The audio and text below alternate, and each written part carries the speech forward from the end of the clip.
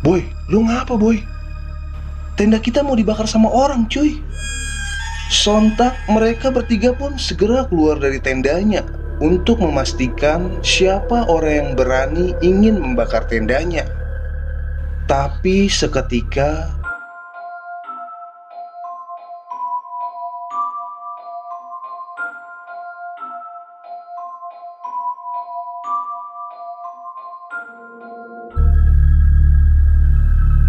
Assalamualaikum warahmatullahi wabarakatuh. Selamat datang kembali di Chemistry, cerita mistis para pendaki. Apa kabar kalian semua? Semoga dalam keadaan baik-baik saja. Yaps, di kesempatan kali ini ada sebuah kisah dari gunung yang terkenal mempunyai nyawa ini. Gunung Lawu memang tak lepas dari predikat kemistisannya. Banyak sekali cerita-cerita yang beredar, khususnya di kalangan pendaki, dan salah satunya adalah kisah dari Jaboy dan kawan-kawan saat mendaki ke Gunung Lawu di tahun 2019. Mereka mendapati pengalaman penuh teror saat berada di salah satu pos yang terkenal cukup angker di jalur tersebut. Seperti apa kisah diterornya Jaboy dan kawan-kawan saat mendaki Gunung Lawu? Sebelum masuk ke ceritanya, jangan lupa like video ini, subscribe buat yang belum bergabung, nyalain juga lonceng notifikasinya agar kalian gak ketinggalan video-video terbaru, dan jadilah bagian dari Chemistry.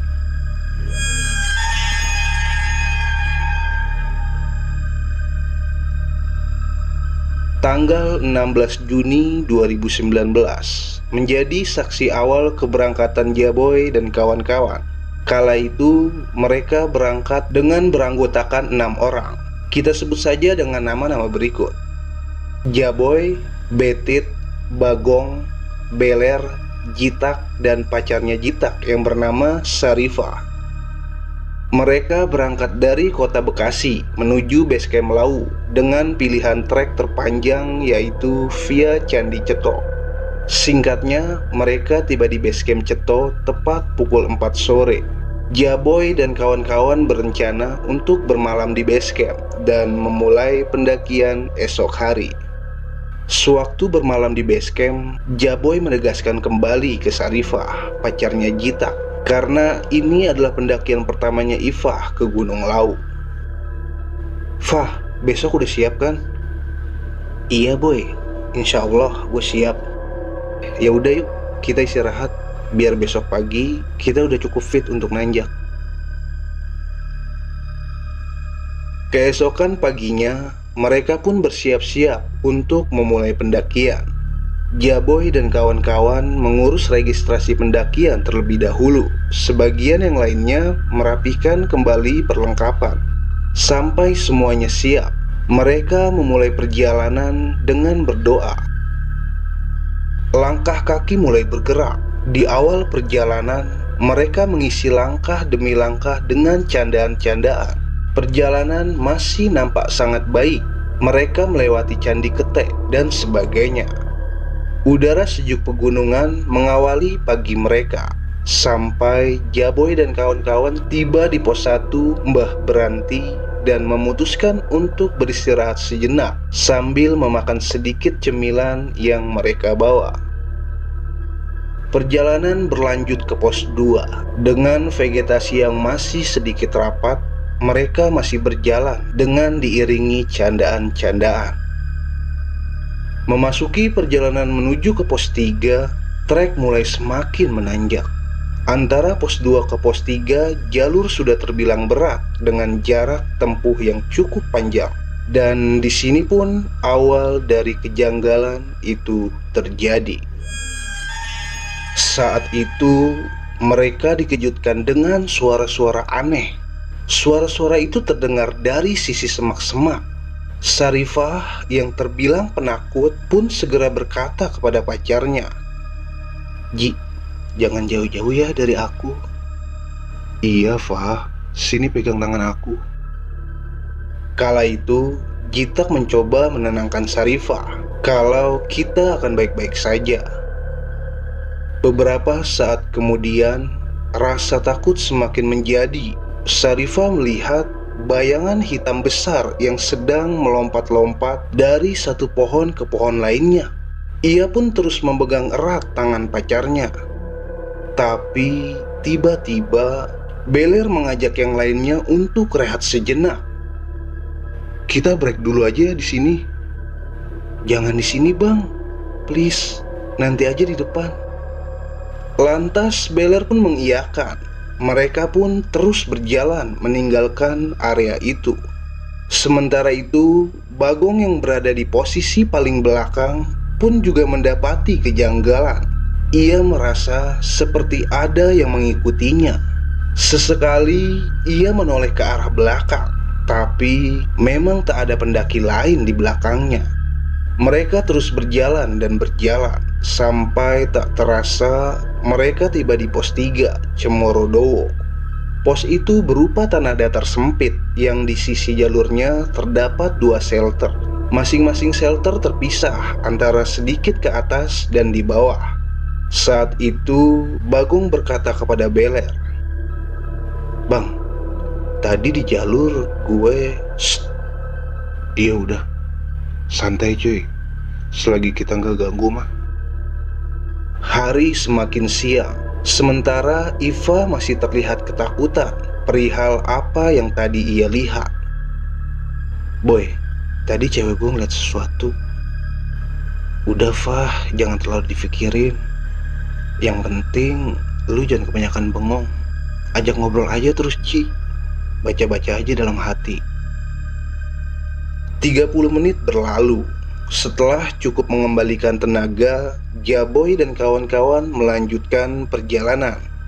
Mereka berjalan dengan sangat santai, dengan trek yang semakin menguras tenaga. Perjalanan menuju ke pos 4 terbilang aman. Tidak ada kejanggalan yang terjadi. Hari semakin sore. Mereka masih terus berjalan menuju ke pos 4.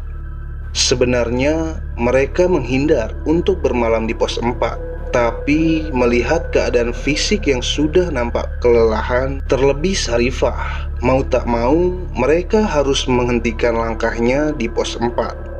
Jaboy dan kawan-kawan tiba di pos tersebut sekitar pukul 5:30 sore.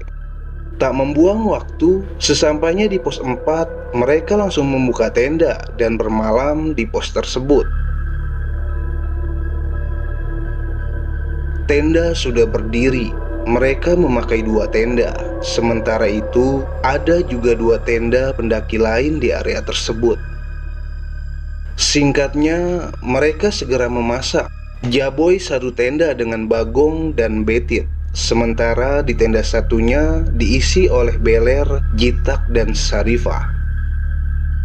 Selepas menyantap makan, mereka pun segera masuk ke dalam tendanya masing-masing. Tak banyak aktivitas yang terjadi malam itu.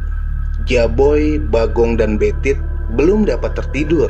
Sementara di tenda Jitak, Iva, dan Beler, lampu tenda sudah dipadamkan. Nampaknya mereka sudah tertidur lelap. Malam semakin larut, sampai suatu ketika, tepat pukul 12 malam, tiba-tiba Jaboy ingin buang air kecil. Ia pun mengajak Betit untuk menemaninya. "Cuy, temenin gue kencing yuk." "Ah, mager gue boy." Karena Betit tak mau menemani, Jaboy pun memberanikan diri untuk keluar sendiri. Saat itu, ia melihat Jitak yang juga sedang buang air kecil di salah satu pohon di area itu. Lantas Jaboy pun memanggil Jitak. "Lah, lu belum tidur juga tak? Gua kirain lu udah tidur." Tapi Jitak hanya mengangguk sambil terus membuang air kecil. Saat Jaboy sudah selesai buang air kecil, Jitak pun masih nampak berdiri di bawah pohon tersebut. Lantas Jaboy pun pamit kepada Jitak untuk kembali masuk ke dalam tendanya. Tapi lagi-lagi Jitak tak menyahuti perkataan Jaboy. Ia hanya kembali mengangguk. Sesampainya di dalam tenda, Jaboy segera mengeluarkan sleeping bagnya untuk tidur. Tapi tiba-tiba Jitak menghampiri tenda Jaboy dan masuk membangunkan Jaboy. "Boy, anterin gue kencing yuk. Si Beler gak mau nganterin gue. Gak mungkin dong gue minta anterin Iva." "Lah, bukannya lu udah kencing barusan?" "Apaan sih? Ngaco lu ah. Udah buru anterin gue." Jaboy pun hanya terdiam kala itu. Terbersit di pikirannya kalau ini beneran Jitak, lalu yang tadi di bawah pohon itu siapa?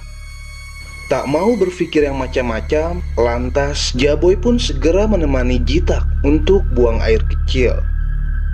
Setelah selesai, tanpa banyak bicara, Jaboy dan Jitak pun kembali masuk ke tendanya masing-masing. Di dalam tenda, Jaboy tak dapat tertidur. Ia masih terus memikirkan seseorang yang mirip dengan Jitak di bawah pohon tadi. Sampai tepat pukul 2 malam, kembali terdengar suara-suara aneh dari balik tendanya. Dan tiba-tiba ada seseorang yang mendekati tendanya. Saat itu Jaboy mengira itu adalah Jitak. Lantas Jaboy pun memanggil-manggil nama Jitak dari dalam tendanya. Karena tak mendapati jawaban, lantas Jaboy pun segera keluar tenda. Namun tidak ada siapapun di luar sana. Jaboy pun mulai suges, tapi ia tetap berusaha untuk tenang dan kembali masuk ke dalam tenda. Tak lama kemudian, seseorang itu kembali mendekati tendanya. Tiba-tiba, seseorang itu seperti ingin membakar tendanya. Sontak Jaboy pun segera berteriak, "Woi, jangan bakar tenda gua! Siapa sih lo?" Lantas Bagong dan Betit pun terbangun karena mendengar teriakan Jaboy yang terdengar sangat keras. "Boy, lu ngapa boy? Tenda kita mau dibakar sama orang cuy." Sontak mereka bertiga pun segera keluar dari tendanya untuk memastikan siapa orang yang berani ingin membakar tendanya. Tapi seketika di luar sunyi, mereka tak mendapati seorang pun kala itu. Bagong pun segera membangunkan Jitak dan Beler di tenda sebelah. "Tak, bangun tak. Ada yang mau bakar tenda gua." "Siapa boy? Kok bisa?" "Nggak tahu. Jaboy tadi yang lihat." Jitak yang mempunyai sifat temperamental pun langsung mencurigai dua tenda yang ada di area itu. Lantas ia pun segera mendatangi tenda-tenda itu dengan emosi yang membara. "Bang, lu kalau nggak senang sama bocah gua, bilang. Pakai acara mau ngebakar tenda, lu sini gua bakar." Dengan emosi yang meluap-luap, Jitak pun berdiri di depan dua tenda itu sambil berteriak. Kemudian pendaki itu pun segera keluar dari tenda-tendanya. "Maaf bang, maksudnya apa ya? Kita nggak ngerti nih." "Lu pada mau ngebakar tenda temen gue kan?" "Enggak bang, sumpah deh. Tadi teman-teman gue juga pada ngeliat ada api terbang-terbangan di tenda kalian. Mereka semua juga langsung masuk ke dalam, nggak jadi buang air kecil." Yaudah bang, sorry bang, temen gue lagi emosi nih." "Iya nggak apa-apa bang." Jaboy dan kawan-kawan pun hanya terdiam, terutama Jitak. Ia hanya menyebut istighfar sampai berulang-ulang. Mereka meminta maaf kepada pendaki itu karena sudah menuduhnya. Kemudian mereka pun kembali masuk ke dalam tendanya masing-masing. Kala itu, Jaboy dan kawan-kawan tak dapat tidur. Teror itu masih berlanjut. Tapi kali ini mereka mendengar suara meringkik yang begitu kencang. Bagong yang merasa terganggu akan suara-suara itu pun kembali keluar tenda, lalu berteriak-teriak meminta untuk tidak mengganggu. "Udah Gong, ngapain sih lu? Baca-baca aja sholawatan. Gak guna lu teriak-teriak gitu. Baru pertama kali gue naik gunung begini." Tak terasa waktu memasuki subuh. Jaboy, Bagong, dan Betit pun berdiskusi untuk tidak melanjutkan perjalanan ke atas. Suara-suara itu pun menghilang seiring dengan datangnya pagi. Mereka pun baru dapat tertidur.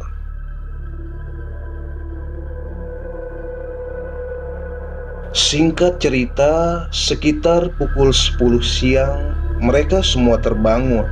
Sambil membuat makanan, Jaboy mengajak diskusi Gita, Beler, dan Iva untuk tidak meneruskan perjalanan. Mereka pun sepakat untuk langsung turun ke base camp. Kala itu, Sarifa terlihat diam sampai saat di tengah-tengah mereka sedang menyantap makan, Iva baru mengaku kalau dia sedang haid. "Fah, kamu beneran haid?" "Iya, Ji." "Dari kapan?" "Dari semalam." Sontak mereka pun semua terdiam dan langsung bersiap-siap merapihkan tendanya untuk segera turun ke base camp. Mereka pun berjalan turun dengan terus menjaga Iva di tengah-tengahnya. Di sepanjang jalan, mereka terus bersolawat tanpa henti. Memasuki pos 3, gangguan kembali datang dengan berbentuk suara-suara aneh, mulai dari suara gauman sampai suara-suara tertawa. Mereka terus berjalan dengan gangguan yang semakin menjadi-jadi. Iva terlihat mulai letih dan tak kuat untuk menggendong kerilnya. Ia tak sanggup lagi untuk berjalan. "Ji, aku udah gak kuat, Ji." "Tapi yang kita harus terus gerak. Kamu pasti kuat, kamu pasti bisa." Mereka terus berjalan dengan kondisi Iva yang semakin melemah. Sampai tiba-tiba Iva terjatuh. Sementara suara-suara itu masih santer terdengar. "Ji, kita harus terus gerak. Sini, tas Iva gue yang bawa. Terus lu gamblok Iva, bisa kan?" "Iya boy, ayo." Mereka pun kembali berjalan dengan penuh kepanikan. Pos 2 pun terlalui. Tapi saat itu Jitak mulai lelah. Ia terjatuh bersama dengan Iva. Jitak yang mulai kesal sontak kembali berdiri dan berteriak, "Buat lu semua, jangan ganggu cewek gua.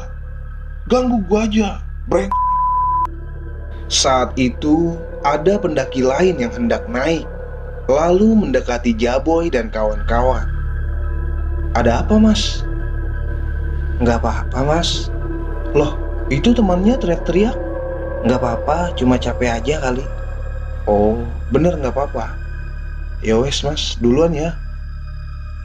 Mereka pun berhenti sejenak di sana. Sementara suara-suara itu perlahan menghilang. Jaboy pun kembali menyemangati Iva yang sudah terlihat pucat. Mereka pun kembali berjalan. Langkah demi langkah mereka pijakan. Dengan terhuyung-huyung, Iva berusaha dengan sekuat tenaga untuk tetap terus berjalan. Sampai akhirnya mereka tiba di base camp sekitar pukul 3 sore. Saat itu orang-orang ramai di base camp, serempak memandangi Jaboy dan kawan-kawan karena terlihat sangat tergesa-gesa dengan wajah yang begitu panik. Lalu penjaga pos di sana segera menghampiri Jaboy dan kawan-kawan. "Kenapa, Mas? Kok kelihatannya tergesa-gesa?" "Nggak apa-apa, Pak. Cuma capek aja, pengen cepat-cepat istirahat." "Oh, ya wes lah, istirahat sek. Mari."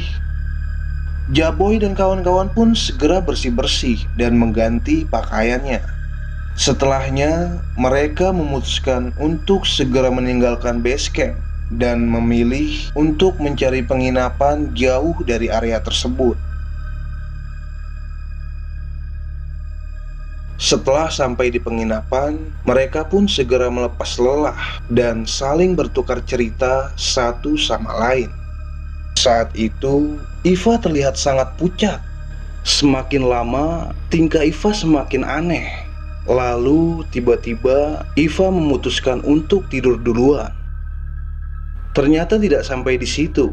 Malam itu, ketika Iva sedang tidur, ia kembali mendengar suara-suara aneh. Gangguan masih meneror Iva, tapi karena saking lelahnya, Iva tak menghiraukan. Ia lanjut tidur sambil berdoa di dalam hatinya. Singkat cerita, keesokan paginya, Iva baru bercerita kepada Jaboy dan kawan-kawan kalau ia masih mendengar suara-suara aneh semalam. Akhirnya, tak membuang banyak waktu, Jaboy dan kawan-kawan pun memutuskan untuk meninggalkan penginapan dan bergegas pulang ke kota Bekasi. Di akhir cerita, sesampainya di rumah, mereka tak mendapati gangguan-gangguan yang sebelumnya mereka alami.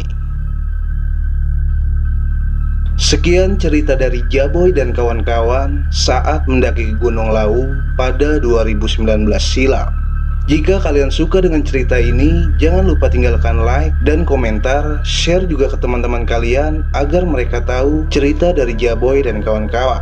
Berbagi pengalaman, berbagi keseruan. Gue pamit, sampai jumpa di cerita-cerita selanjutnya. Salam permistisan duniawi, salam lestari.